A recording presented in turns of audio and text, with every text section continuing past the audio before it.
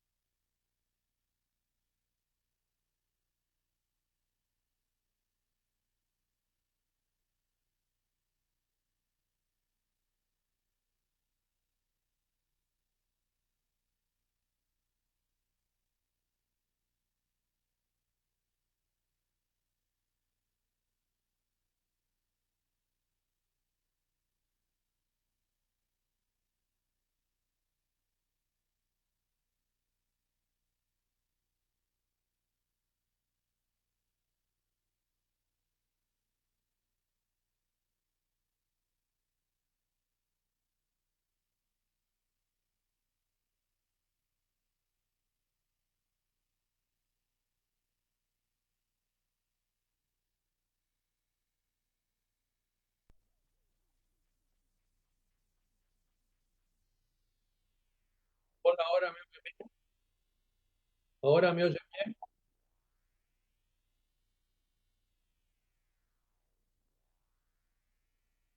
me oyen bien ahora.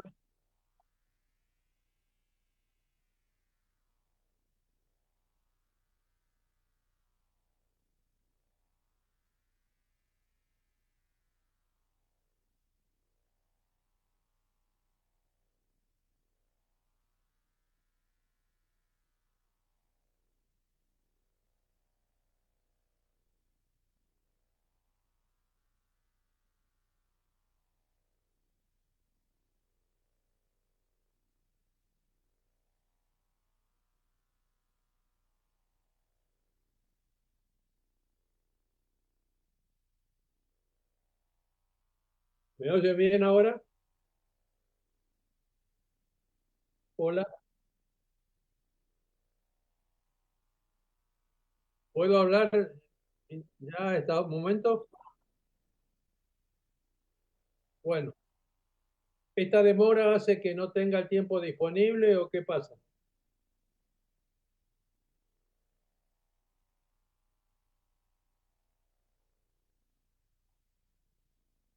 Bueno,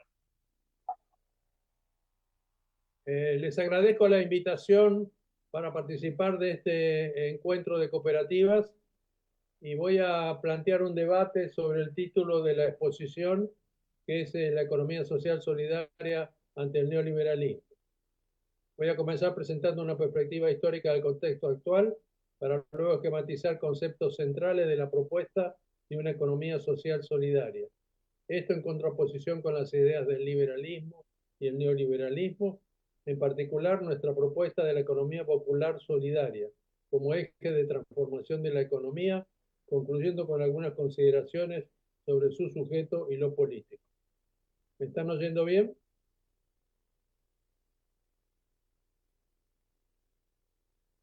¿Me están oyendo bien?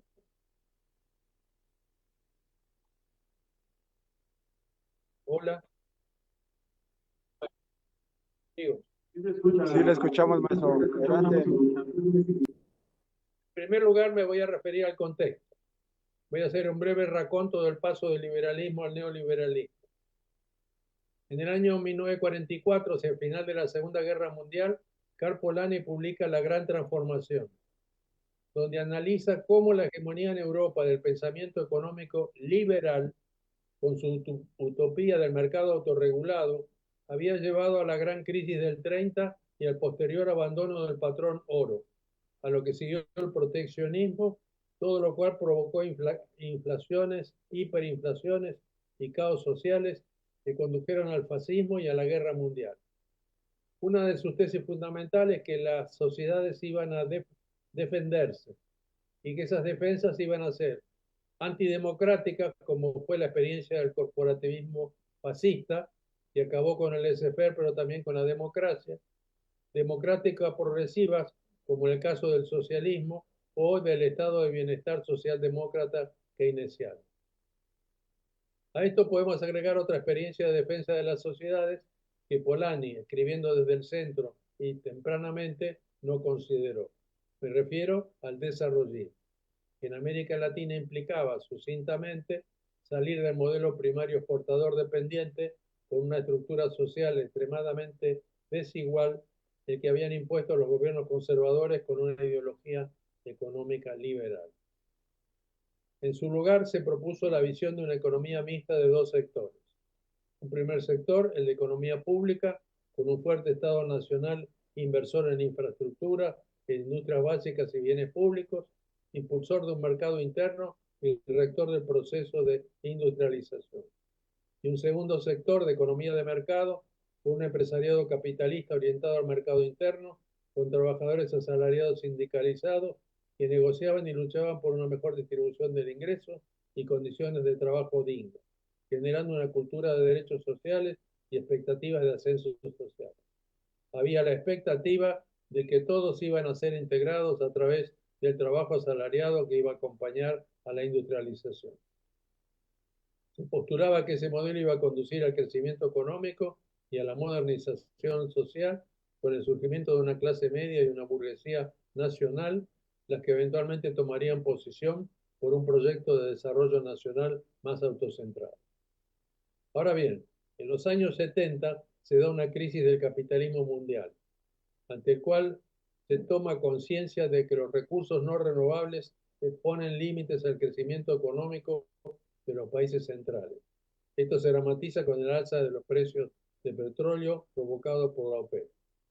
Se verifica un agotamiento de las políticas keynesianas y un incremento del desempleo y esta inflación, con una caída global de la tasa de ganancia del capital, entre otras cosas por los avances logrados por el sindicalismo, lo que ya venía espantando a la sociedad Montpellerin, fundada en Suiza en el año 1947, empeñada en una lucha cultural libertarianista que defendía el derecho a una libertad individual y restricta, y en lo económico era antiintervencionista y pro-mercado.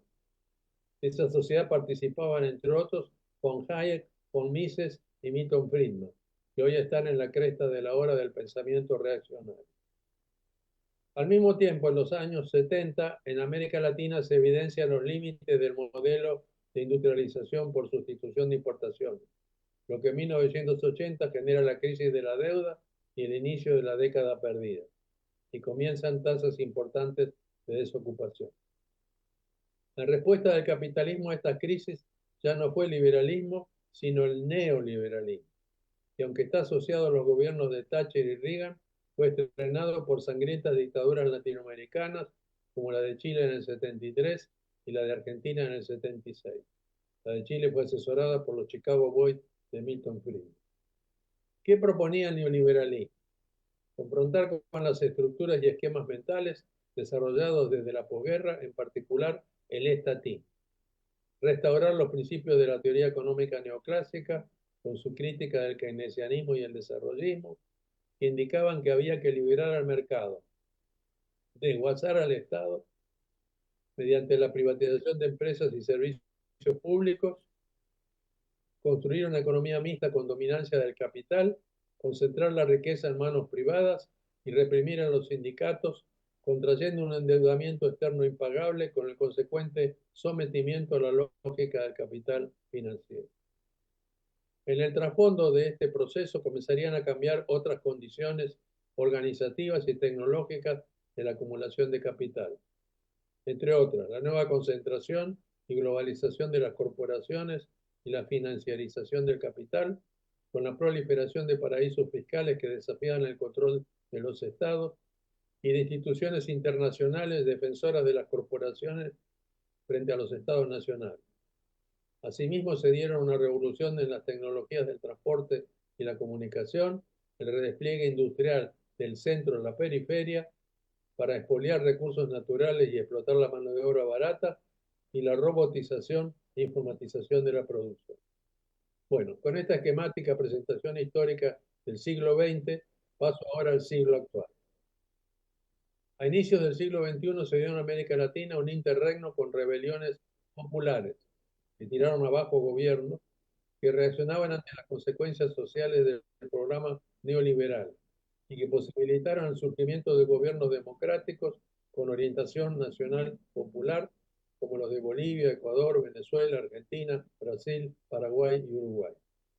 En todas las experiencias nacionales mencionadas se devolvió centralidad al Estado, que captó rentas internacionales resultantes del boom de las commodities, rentas que se invirtieron para lograr un alto crecimiento económico y para institucionalizar políticas de redistribución progresiva del ingreso y de acceso a bienes públicos, y que con la expectativa de que ese crecimiento económico y su derrame continuarían, apostaron a la integración social por la expansión del trabajo formal y por el consumo. Aunque en Ecuador y Bolivia, llamados con Venezuela socialismo del siglo XXI, hubo constituyentes que pudieron delinear los cambios deseados en el sistema económico, donde se resaltaron discursivamente el papel de la economía popular o de la economía comunitaria, en la práctica no se le dio centralidad, porque predominaba la visión neodesarrollista, una economía de dos sectores, con el Estado como rector, sector público, sector de mercado. Ahora bien, hacia la mitad de la segunda década de este siglo, con el agotamiento de esa ventaja de renta internacional, se verificaron los límites de esa propuesta. Se profundizó la tenaza de la deuda y hubo un retorno a gobiernos neoliberales, como en Argentina y en Brasil, Macri y Bolsonaro respectivamente. Como sabemos, por el fracaso económico de esos gobiernos neoliberales, reaparecieron gobiernos que retomaron proyectos nacional populares, el peronismo en Argentina y el Partido de los Trabajadores en Brasil, a los que se agregaron Chile, Colombia y México. En este movimiento pendular que no acabará aquí, Argentina ya regresó al proyecto pro mercado con resultados socialmente catastróficos que estamos experimentando. Y a la fecha se espera que ocurra lo mismo en Chile. Políticamente están surgiendo propuestas regresivas extremas en América Latina y Europa, de gobiernos formalmente democráticos que más que por el neoliberalismo, comienzan por elementos utópicos propios del minarquismo, narcocapitalismo y otras tendencias caracterizadas como de las nuevas derechas. Lo teórico y biológico le da una incipiente reaparición de las teorías de la escuela austríaca, con Mises, con Hayek, a lo que se suma Murray Rothbard, considerado el padre del anarcocapitalismo. Esto vuelve insuficiente nuestras críticas a los soportes teóricos neoclásicos del neoliberalismo, que al menos admite fallos del mercado y una consiguiente intervención correctiva por el Estado. Las nuevas derechas afirman que el mercado es realmente perfecto. En el límite, el proyecto declarado del anarcocapitalismo no es una economía mixta con dominancia capitalista, sino una economía de mercado total. Al interior de cada país esto implica, en lo material, proyectar la destrucción del Estado desde el Estado y la desindustrialización y primarización de la estructura económica, y en lo ideológico, no solo afirmar el mito del mercado perfecto, sino emprender una guerra cultural contra el progresismo, los movimientos sociales y los derechos humanos institucionalizados, considerando que la desigualdad es inevitable y desde la perspectiva del derecho irrestricto a la propiedad privada, se presentan los derechos humanos, la redistribución de la riqueza y la justicia social como aberraciones injustas, como robo a los que más tienen. Cuanto a las motivaciones de los individuos y grupos, se predica la meritocracia y el emprendedorismo, de cada individuo procurando ganar en competencia con los demás, planteando que la pobreza y la exclusión son de responsabilidad individual, grupal o de clase, no atribuibles al sistema liberal. Eso es lo interno. Ahora, a nivel mundial, en lo político se da un nuevo juego de fuerzas con la oposición geopolítica entre Estados Unidos, que proyecta retomar América Latina como su patio trasero, y China. En lo material, las tendencias del proceso de acumulación de capital globalizado incluyen una marcha atrás en el despliegue de la industria y su regreso desde la periferia a los países centrales, la aceleración de la revolución tecnológica, desembocando en la fase actual de la revolución de los algoritmos y la inteligencia artificial, asociado a lo cual se da un desplazamiento de la categoría de ganancias a la de renta, lo que se suma a la ya instalada centralidad de las rentas financieras. Es decir, que está cambiando la estructura del capital. Sobre esto último, se nos propone una política económica de doble estándar. Por un lado, apertura del mercado interno para las economías periféricas, con el resultado previsible de retornar a exportadores.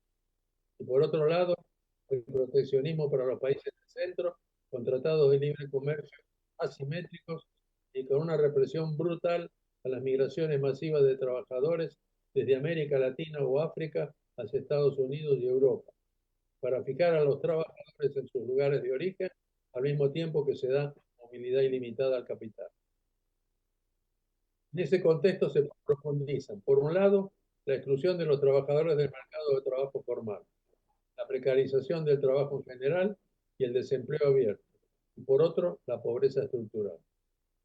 Como consecuencia, se transforma la estructura de clases, concentrando la riqueza en élites transnacionales, segmentando las clases medias, por una parte amenazada por la perspectiva de convertirse en nuevos pobres, fragmentando y polarizando la clase trabajadora, destruyendo los sindicatos y desplazando la centralidad que tenía la reivindicación del empleo asalariado formal a la creciente reivindicación de formas de un ingreso básico universal.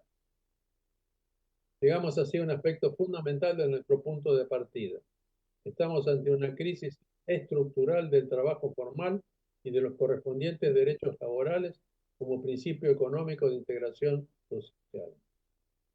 Venimos viendo además que la protesta y la lucha reivindicatoria se debilitan cuando el pensamiento hegemónico deslegitima la política. El consecuente malestar social, la incertidumbre, la pérdida de la cultura de derechos sociales, la falta de expectativa de progreso personal, la pérdida del valor de los colectivos solidarios, el miedo, el odio, la pérdida de sentido, constituyen un terreno fértil para el surgimiento de las nuevas derechas. ¿Sí o no? ¿Vamos bien? Ante esto, ¿qué hacer? ¿Cómo pensar qué hacer? Para comenzar, postulamos que el sentido de la economía no es el crecimiento de la producción mercantil y la acumulación sin límites, sino que se deriva del sentido de la vida en sociedad. Esto nos lleva a la cuestión de qué sociedad, qué vida social deseamos. Desde la perspectiva de la economía social solidaria, nuestra respuesta es: miramos a una sociedad que se constituya como un ecosistema sinérgico de relaciones humanas solidarias entre individuos, grupos, clases y culturas, con una democracia y una economía sustantivas, no formales, orientadas por el principio ético de la reproducción y desarrollo de la vida digna de todas y todos en relación restitutiva con la naturaleza. Y que si no se logra realizar ese sentido, la sociedad tiende a degradarse, a perder cohesión. En consonancia, la base económica de la sociedad deseada deberá ser un sistema coordinado de relaciones solidarias de producción, distribución, intercambio y consumo institucionalizado, que aseguren en última instancia las condiciones materiales para resolver las necesidades y deseos legítimos de todos los miembros de la sociedad, para que convivan con justicia social, en democracia y en paz. Esto puede ser equiparado con lo que los pueblos originarios de nuestra América llaman, con distintos nombres, el buen vivir.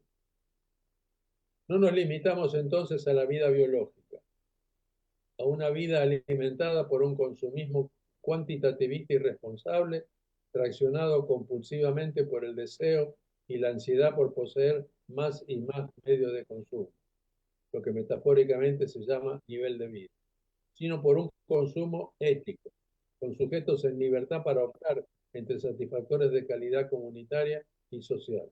No proponemos un sistema centralizado de racionamiento en condiciones de escasez, como pasó con el socialismo.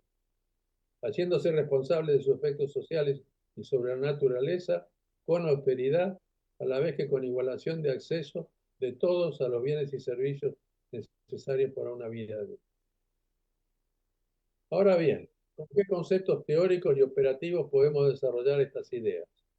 Aquí nuevamente tenemos un antecedente significativo en el pensamiento de Polanyi, que tiene como sustrato elementos del pensamiento de Carlos Marx. En base al estudio de investigaciones históricas y antropológicas, Carl Polanyi mostró que el sentido de las economías empíricas duraderas es lograr la subsistencia de los seres humanos y de la naturaleza mediante un intercambio del hombre con el entorno natural y social, de modo que se produzcan los medios para satisfacer sus necesidades materiales. Polanyi concluye que esto no se logra mediante la absolutización del mercado, sino a través de la combinación de tres principios o formas de integración social del proceso económico y de sus actores: el principio de reciprocidad, el de redistribución y el de intercambio, que podía ser administrado o de mercado, como vamos a ver. Las economías investigadas por Polanyi podían tener o no mercado, o tenerlo en diversos grados, pero ninguna había llegado a ser organizada, integrada exclusivamente por el mercado, como plantea hoy el anarcocapitalismo. En resumen, Polanyi planteó que una economía de mercado perfecto era una utopía y que el intento de realizarla, que proponía el liberalismo, sería destructivo de la sociedad y de la vida en general. Hoy la obra de Polanyi adquiere actualidad porque sus ideas parecen haber sido escritas para responder al neoliberalismo. A la vez, dado que su marco conceptual es abierto, sus ideas pueden ser ampliadas y situadas concretamente, en nuestro caso, en América Latina. Así, Polanyi planteó superar la obsoleta mentalidad del mercado del liberalismo, a lo que casi un siglo después podemos agregar otras obsolescencias que deberían ser superadas. En particular, deberíamos estar alertas y advertir que ya no alcanza con la crítica al discurso neoliberal, sino que hay que comenzar a hacer la crítica específica de las propuestas extremas de las nuevas derechas, que ellas mismas son críticas, como dije, del neoliberalismo. Ya sea que se trate de las derechas que proponen la destrucción universal del Estado social y regulador, o de las que proponen dobles estándares, como en el caso del trumpismo, que propone proteccionismo para Estados Unidos y libre mercado para la periferia. Aquí cabe preguntar si no tenemos que reconocer también la obsolescencia parcial de los esquemas mentales de la democracia representativa formal, que está corrupta en el sentido de dulce.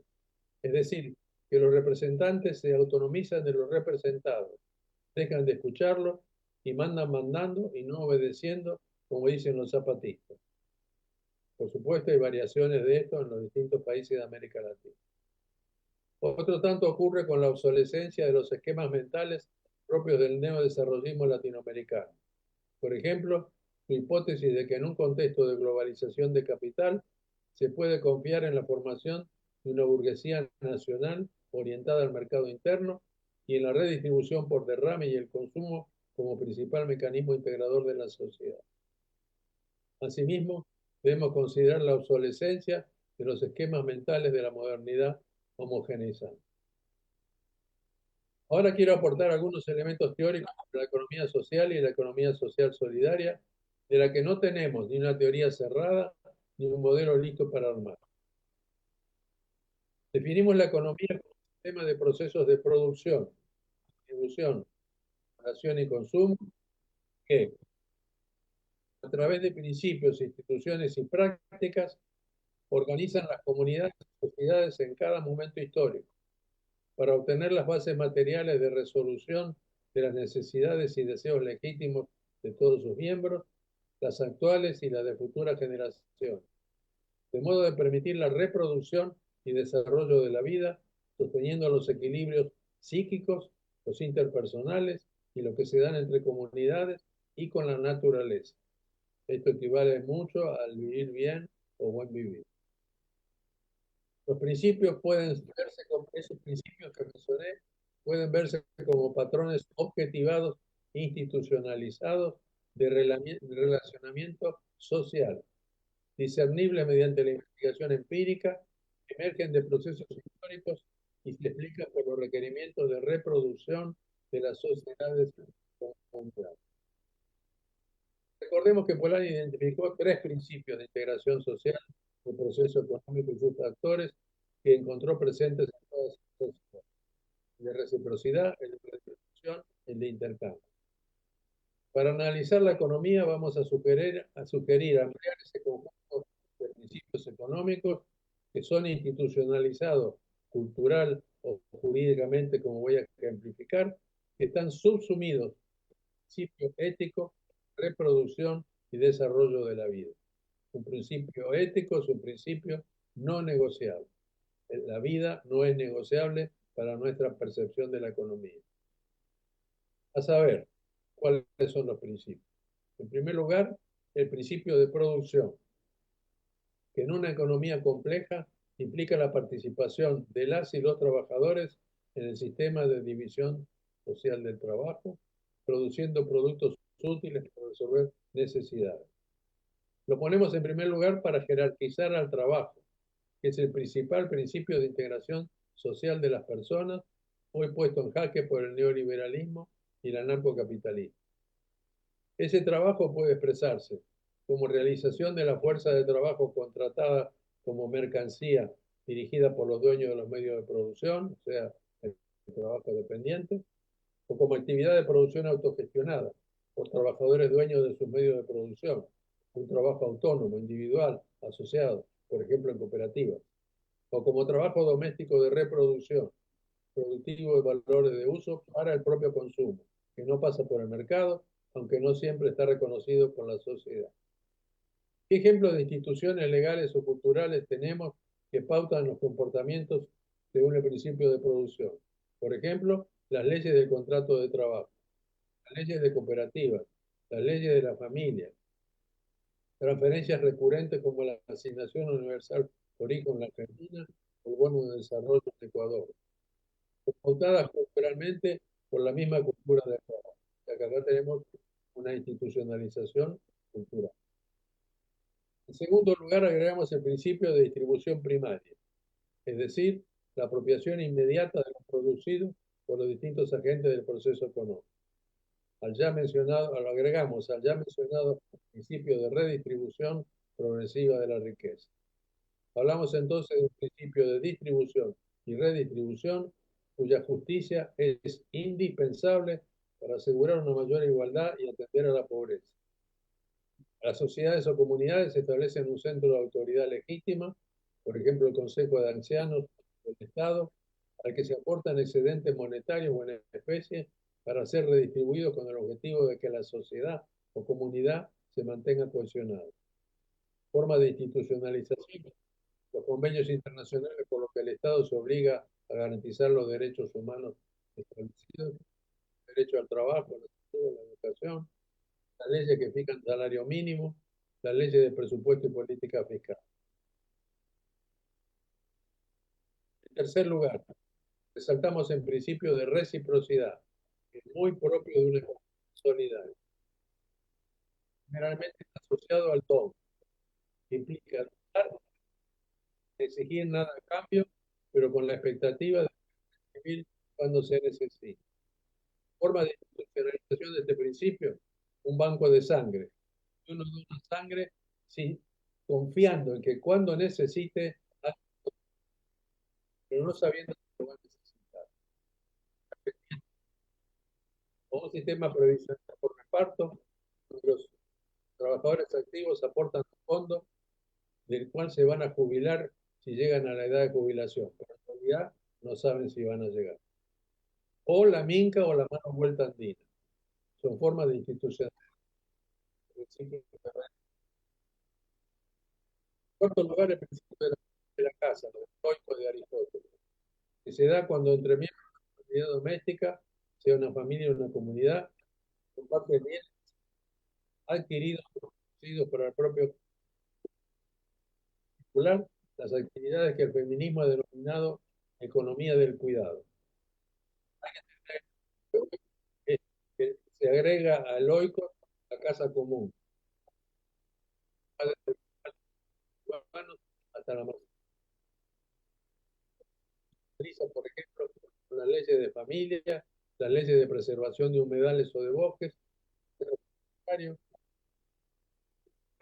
los mitos indígenas como la relación entre el leñador y el bosque. En quinto lugar, el principio de intercambio, que puede ser, por un lado, según costumbres, donde hay acceso a bienes o servicios habituales de los que la población no admite incrementos, como el del pan, el servicio de transporte urbano en Quito o del agua potable en el Alto de La Paz. Esto se puede institucionalizar a través de recurrentes rebeliones populares cuando se aumentan estos precios, como el boleto de colectivo o el gas de garrafa en Ecuador. O bien administrado por una autoridad, o sea, un intercambio con precios administrados por una autoridad. Por ejemplo, los precios máximos de bienes esenciales o servicios gratuitos o subsidiados, por ejemplo, institucionalizados por decreto. Y por otro lado, ahora sí, un intercambio según las reglas de toma y daca del mercado, con precios y cantidades definidos no por la relación interpersonal entre consumidores y oferentes o por el objetivo de igualdad social, sino impuestos por el mecanismo de la oferta y la demanda. Esto se institucionaliza, por ejemplo, por los gigantescos códigos de comercio que tenemos en nuestros países, regulando los contratos o los conflictos económicos o la moneda de curso legal. En sexto lugar, el principio de consumo privado colectivo, que no se limita al uso de bienes y servicios, sino que incluye los modos de definición de las necesidades y deseos legítimos de todos. Un ejemplo de institucionalización y la valorización ética del consumo suntuario en presencia de la pobreza de los mundos. Por ejemplo, la ilegitimidad de la importación de autos de alta gama cuando hay gente que muere de hambre.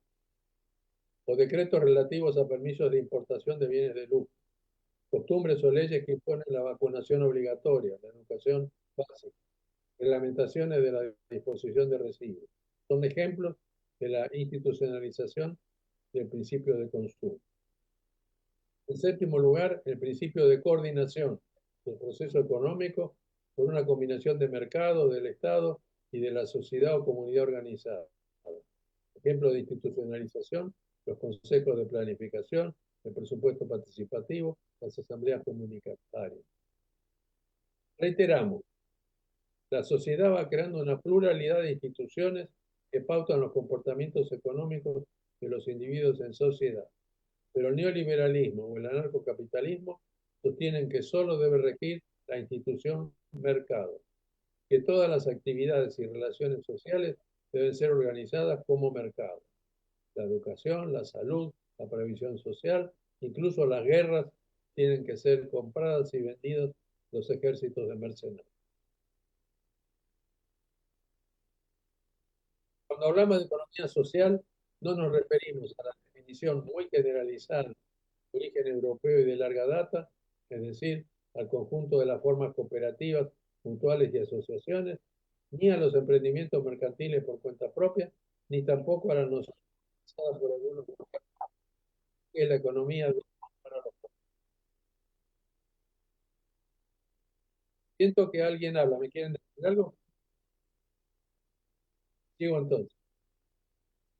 Sino que adjetivamos toda la economía como social, para dejar claro que no la conceptualizamos como un sistema mecánico de mercado, como llama el neoliberalismo la economía a seca, que a veces es la que se sigue enseñando en nuestras universidades, micro 1, micro 2, etc., sino como un sistema multidimensional de instituciones que pautan las prácticas de los individuos y grupos, y que siempre están, en mayor o menor grado, arraigadas a la sociedad y subsumidas en principios éticos y sus valores. De hecho, nuestras sociedades están en competencia continua. El principio que ya mencioné de la reproducción y desarrollo de la vida de todos y de la naturaleza, en conflicto con el de la libertad individual y restricta que propugna el liberalismo y el anarcocapitalismo. Todo lo cual nos diferencia de la teoría de la economía de mercado, que postula que lo racional es que la esfera económica esté regida por sus propias leyes mecánicas, autonomizadas respecto a lo social, a lo político, a lo cultural. La economía social plantea que la sociedad se da la economía que tiene, aunque sea a través de una lucha conflictiva. Ahora bien, desde el punto de vista de la acción transformadora de la economía, proponemos que ante la propuesta neoliberal de propiciar la competencia de todos contra todos en el mercado, se trata en cambio de ampliar las relaciones solidarias, inclusivas, entre otras, la del trabajo autogestionado, de cooperación y complementariedad, la de reciprocidad, la de redistribución progresiva, la de comercio justo, la de cuidado mutuo y la de consumo responsable. En resumen, se trata de transitar hacia una economía social solidaria como un sistema institucional que favorece la sobrevivencia y desarrollo de la sociedad en su conjunto y en particular como defensa de los sectores de la sociedad empobrecidos, excluidos del trabajo digno por la economía de mercado libre. Veo que avanza muy rápido y empezamos tarde, entonces voy a achicar mi exposición y voy a solamente rápidamente decir que también proponemos el concepto de una economía mixta de tres sectores. La economía empresarial mixta, un sector de economía estatal o pública, un sector, un amplio sector de economía,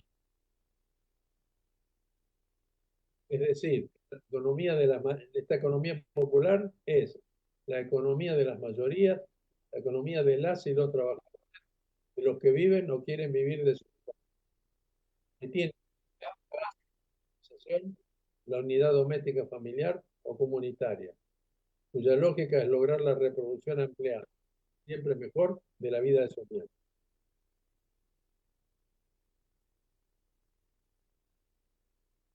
El trabajo es su principal recurso para integrarse a la sociedad, ya sea por la venta de salariado. Están diciendo algo. ¿Qué me dicen? ¿Qué me dicen?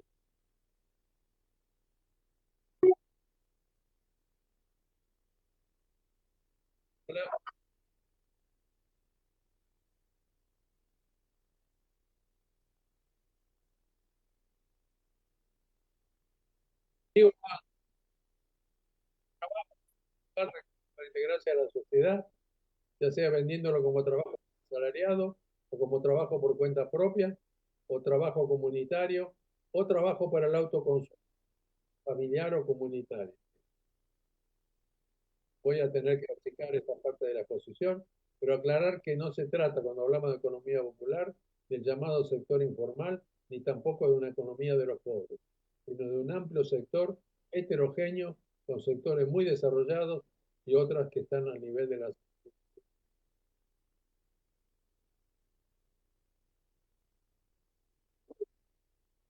acciones y relaciones solidarias, los tres sectores de la economía mixta. Por ejemplo, la solidaridad democrática por la cual el Estado redistribuye recursos a los más necesitados, o la solidaridad filantrópica de las empresas a través de fundaciones. ¿Qué entendemos económico? El imperativo moral, incluso religioso, de reconocer al otro y ayudarle a resolver sus necesidades como una solidaridad orgánica. Que compran producciones, participan en redes de ayuda, se unen para replicar.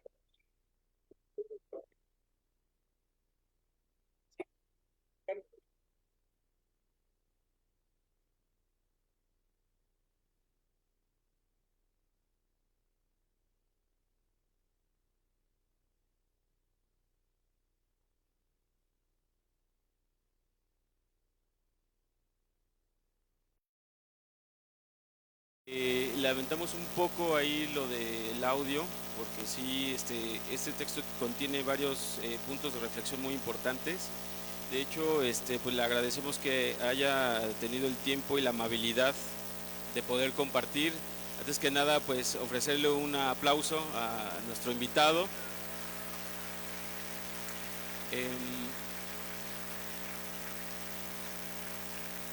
Comentarle, doctor José Luis Corallo, que bueno, el texto lo vamos a compartir con todos los compañeros y compañeras que están aquí presentes y también publicarlo para que podamos leerlo con más detenimiento. Pero nada más comentar que le agradecemos mucho esta reflexión. Sabemos lo que se está viviendo en Argentina. Ya los compañeros que estuvieron en la mesa pasada, pues de cierta manera platicaron el crecimiento de la derecha en Latinoamérica, y pues Argentina es de estos países que están pues sufriendo este régimen, ¿no?, de totalitario rumbo al fascismo, y nosotros en México no podemos quedar ajenos, ¿no?, a esta geopolítica, incursión de la nueva derecha, que es otra expresión del neoliberalismo, como ya lo comentó el doctor José Luis Corallo. Y la economía social y solidaria se tiene que mantener más unida que nunca ante este embate del neoliberalismo, ante la reorganización de la derecha, ante la reorganización de los capitales internacionales. Entonces tiene que estar muy bien organizada, porque ya vemos las consecuencias que suceden en otros países. Entonces, agradecerle y bueno, continuamos con el programa. ¿Qué sigue en el programa, compañeros y compañeras? Bueno, muchas gracias. Me gustaría comentar ya más en otro momento, pero agradecido por el espacio. Gracias.